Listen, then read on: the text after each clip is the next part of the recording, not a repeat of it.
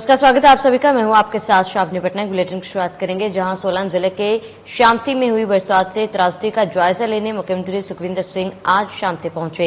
इस दौरान उन्होंने बेघर परिवारों से मुलाकात कर उनकी समस्याओं को सुनकर मदद का आश्वासन भी दिया है। वहीं बता दें कि मुख्यमंत्री सुखविंदर सिंह सुक्खू ने बताया है कि आपदा में जिनका भी नुकसान हुआ है उन्हें 1,45,000 मुआवजा दिया जाएगा। आपदा ये 50 वर्ष में बारिश ने ऐसा कहर ढाया जो हमारे जीवन काल में कभी हमने देखा नहीं। हमने यहाँ देख के सोलन में बिल्डिंगें अच्छी हो चुकी है, मकान गिर चुके हैं। हमने जिनके मकान पूरी तरह नष्ट हो गए उनको 1,45,000 रुपया दे दिया है। जिनके थोड़े पार्शल मकान है उसमें भी मैंने कहा कि 1 लाख तुरंत प्रभाव से दे दिया जाए। मेरा ये मानना है कि इस आपदा की घड़ी में जो हमारे साधन होंगे वो आपदा प्रभावित लोगों के लिए खुले हैं और इस दृष्टि से हमारी सरकार ने कार्य करना शुरू किया। सर, केंद्र सरकार की तरफ से कितना सहयोग मिल रहा है? अभी केंद्र सरकार की तरफ से अभी हमारे को इंटीरियम रिलीफ और अभी कोई सहायता मिली नहीं है, लेकिन उन्होंने एक जो हमारी किस्त दिसंबर में आनी थी उसको एडवांस उन्होंने 180 करोड़ रुपये हमें दिया है। वहीं हिमाचल प्रदेश में आए आपदा को देखते हुए हिमाचल सरकार ने आपदा कोष 2023 बनाया है और इसके लिए बैंक अकाउंट नंबर जारी किया।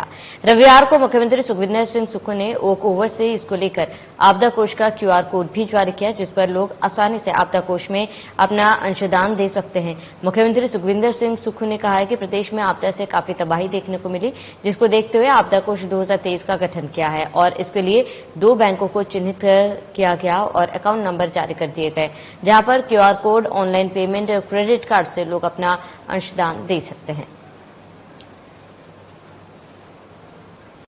प्रदेश में त्रासदी आई है और 50 वर्षों में बारिश ने ऐसा कहर बरपाया है। उस संदर्भ में हमने आपदा राहत कोष 2023 को लॉन्च किया है। ऑनलाइन पेमेंट हो सके, QR कोड से पेमेंट हो सके, क्रेडिट कार्ड से पेमेंट हो सके और उनके लिए 2 बैंकों को चिन्हित किया गया है। एक है हिमाचल प्रदेश राज्य सहकारी बैंक और दूसरा है HDFC बैंक।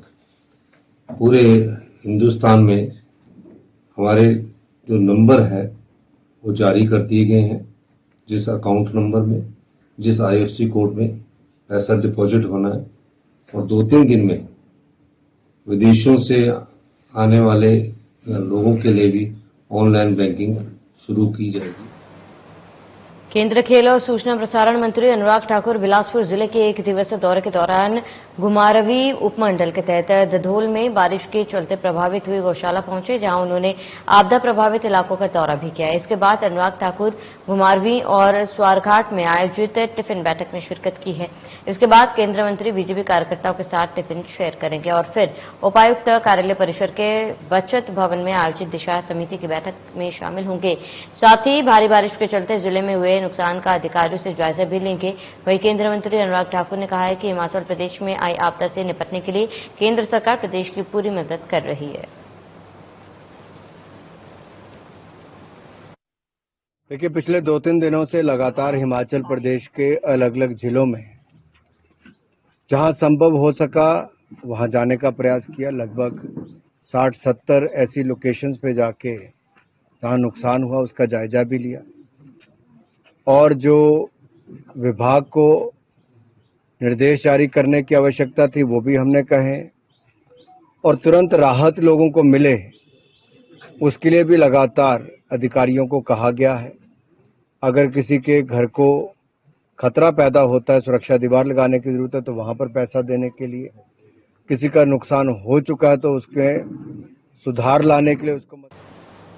वहीं शिमला में बीजेपी के प्रदेश अध्यक्ष राजीव बिंदल ने कांग्रेस सरकार पर निशाना साधते हुए कहा है कि प्रदेश की सुक्खू सरकार लोगों को आपदा में राहत के बजाय बोझ डालने का काम कर रही है। सरकार बनते ही कांग्रेस ने डीजल पर वैट का तोहफा जनता को दिया, जिसके बाद दूसरा तोहफा 1000 संस्थाएं बंद करने का था। अब आपदा में भी फिर से डीजल के दाम बढ़ा दिए। वहीं उन्होंने कहा है कि पूर्व की बीजेपी सरकार ने जनता को महंगाई से राहत देने के लिए डीजल पर वैट कम कर 7 रुपए डीजल के दाम सस्ते किए थे, लेकिन अब कांग्रेस सरकार ने जनता को महंगाई के तले दबाने वाला निर्णय लिया, जिसका असर दूसरी चीजों पर भी पड़ेगा।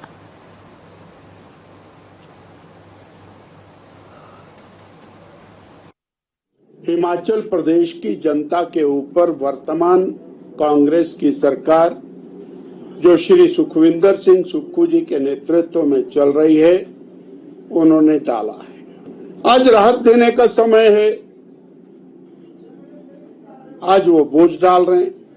डीजल जो हमारे जीवन के हर पहलू को प्रभावित करता है, डायरेक्टली करता है, इनडायरेक्टली करता है, उस डीजल का रेट बढ़ाना आज हर प्रकार से मनुष्य जीवन को प्रभावित, हिमाचल के जीवन को प्रभावित कर रहा है।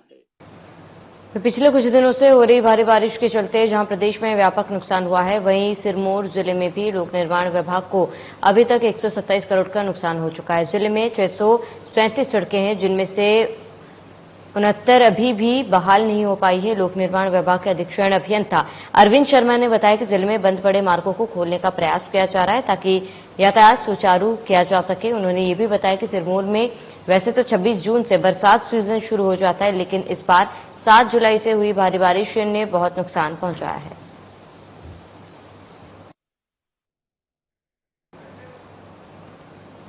तो लोक निर्माण विभाग को 127 करोड़ का नुकसान हुआ है और 69 सड़क मार्ग अभी भी बंद है, जिन्हें चालू करने की कोशिश की जा रही है। और ऐसे में लोक निर्माण विभाग को करोड़ों का नुकसान भी हुआ है।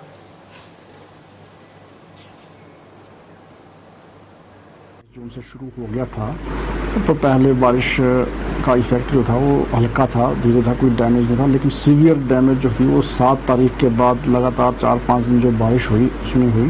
तो इस बरसात का अभी तक का कुल लगभग हमारा नुकसान सड़कों का जो हुआ है वो 127 करोड़ के आसपास हुआ है। लगभग हमारे पास 637 नंबर ऑफ रोड्स हैं, उनमें से आज की डेट में 69 रोड बंद हैं। अभी 2 दिन पहले ये लगभग 130-135 तक आंकड़ा था, लेकिन अब 2 दिन से थोड़ा बारिश से रिस्पाइट मिला है, तो हमारी मशीनरी डिप्लॉयड है और काफी हद तक सड़कों को खोलने।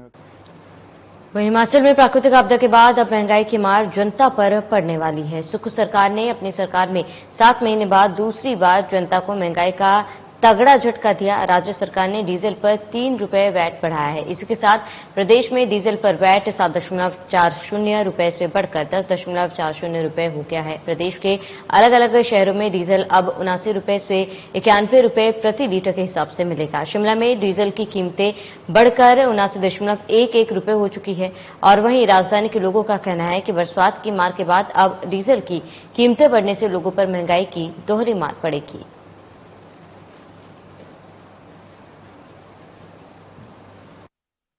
ये सारी मार तो लोगों पे पड़ेगी सर जी, और आम जनता पे पड़ेगी। पहले 3 रुपए डीजल का रेट बढ़ गया, इससे महंगाई और चीजें भी महंगी होंगी और आम जनता पे बोझ पड़ेगा। लोगों की जेब से पैसा जाएगा टैक्स के रूप में, इसमें रूप में बहुत महंगाई हो गई है इस टाइम। तो जी महंगाई की मार आम जनता ही झेलेगी, बड़े लोगों को तो कोई फर्क पड़ने वाला नहीं है डीजल से। उनके सिर्फ बड़े जो अमीर आदमी पैसे वाले हो, चाहे 1000 रुपये हो जाए महंगा तब भी बढ़ाएंगे। गरीब आदमी को तो बहुत वो होगा, जो जैसे आजकल कमाई भी नहीं हो रही, डीजल भी बढ़ गया ऊपर से, और कुछ मौसम की वजह से भी दिक्कतें आ रही है। तो इसमें चाहता हूँ इसमें कुछ सरकार की तरफ से राहत मिले ताकि गरीब आदमी भी इसके अपना परिवार चला सके। रेट बढ़ा दिया, 3 रुपए बोल रहे कि 3 रुपए बढ़ा दिया हुआ है। अब आप देख लो सब्जी का रेट, इस साल से आप सब्जी तो देख लो कैसी आसमान छू गई है, ऊपर से मौसम कैसा है। अब आप बताओ गरीब आदमी कैसे कमाएगा। हम तो देखो आपके सामने गाड़ी चलाते हैं, हम भी गाड़ी चलाते हैं और ऊपर से आपको समझ लो अब तेल जब इस साल से बढ़ गया हुआ है तो।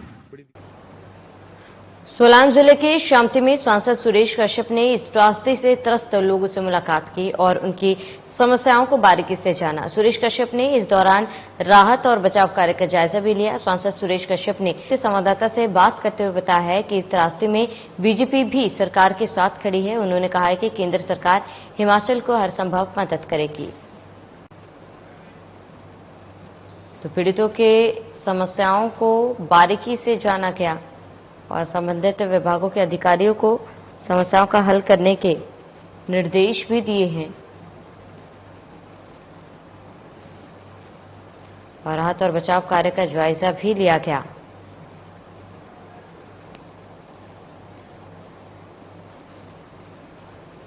तो शिमला में त्रासदी से कारण लोग परेशान हैं और ऐसे में सांसद सुरेश कश्यप पीड़ितों से मिलने पहुंचे थे, उनकी समस्याओं को जाना और सुना और हर संभव मदद दिलाने की बात कही।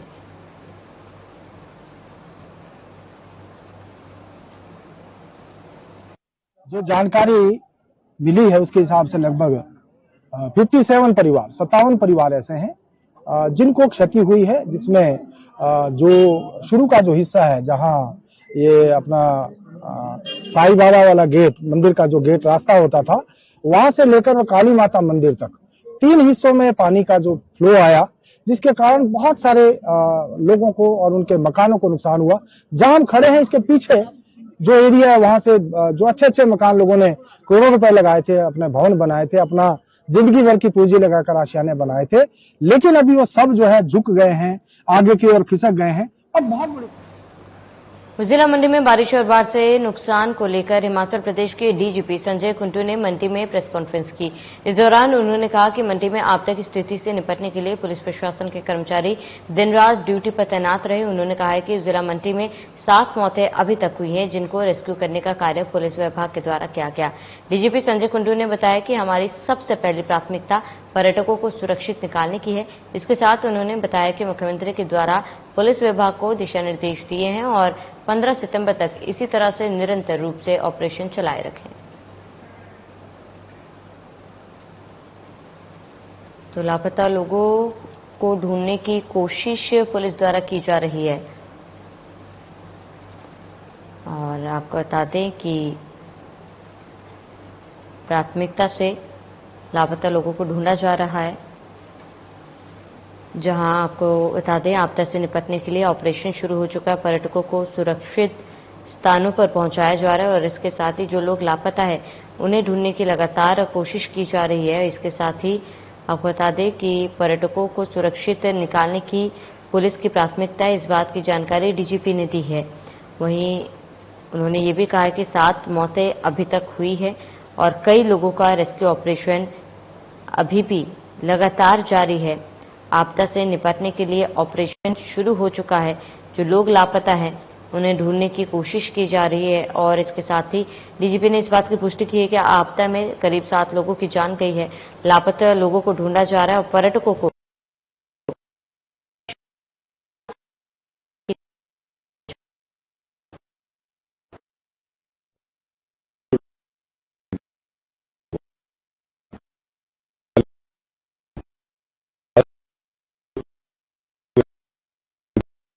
कुल्लू में 60,000 से ज्यादा, क्योंकि कुल्लू टूरिस्ट कैपिटल है इंडिया की, इतने ज्यादा लोग ट्रैप थे। अब होम स्टेज इतने हो गए, छोटे छोटे घरों में रहते हैं लोग, ट्रैकिंग करते हैं। एकदम जब फ्लड्स आए तो सब बिल्कुल अफरा तफरी मच गई थी। लेकिन मंडी में इसका थोड़ा प्रोफाइल अलग था, क्योंकि पंडोर डैम से जब पानी छोड़ा तो पूरे मंडी शहर में पानी आया। मैं भी तरह से एक ऐसी सिचुएशन थी जिसमें पुलिस बौखला सकती थी, लेकिन मैं मंडी पुलिस को और इनके नेतृत्व को बहुत। चलिए इसके साथ इस बुलेटिन में फिलहाल मेरे साथ इतने। देश प्रदेश के तमाम बड़ी खबरों के लिए आप बने रहे हमारे साथ।